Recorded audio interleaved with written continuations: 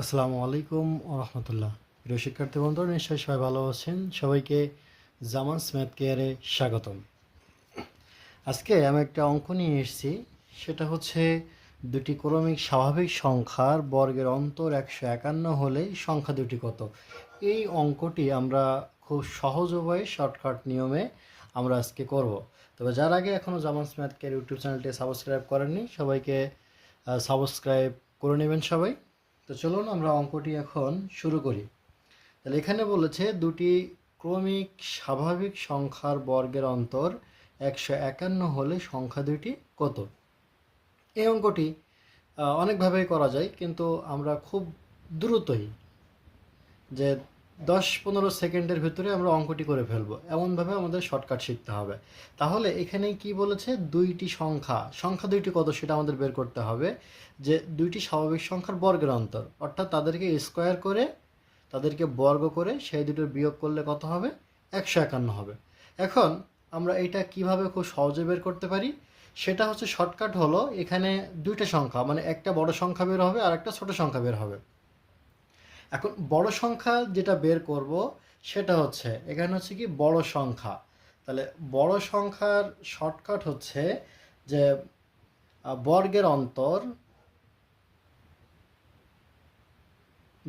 অন্তর যোগ 1/2।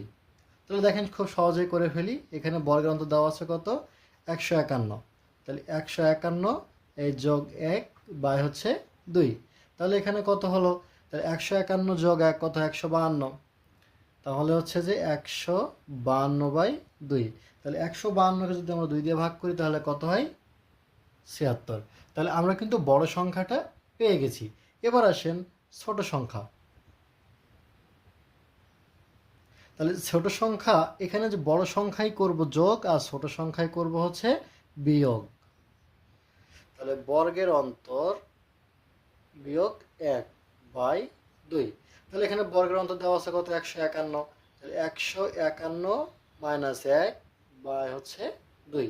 তাহলে 151কে যদি আমরা 151 থেকে 1 বিয়োগ করে কত হয়, 150।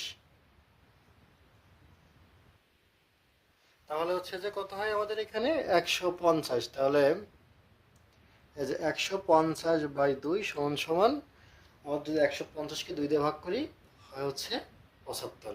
তাহলে দেখেন খুব সহজেই আমরা সংখ্যা দুটি বের করতে পেরেছি।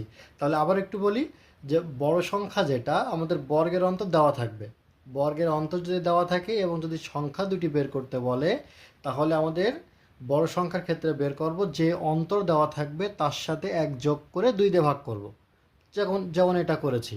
আর ছোট সংখ্যা বের করার সময় আমাদের বর্গের যে অন্তরটা দেওয়া থাকবে তার সাথে 1 বিয়োগ করব, করে 2 দিয়ে ভাগ করব।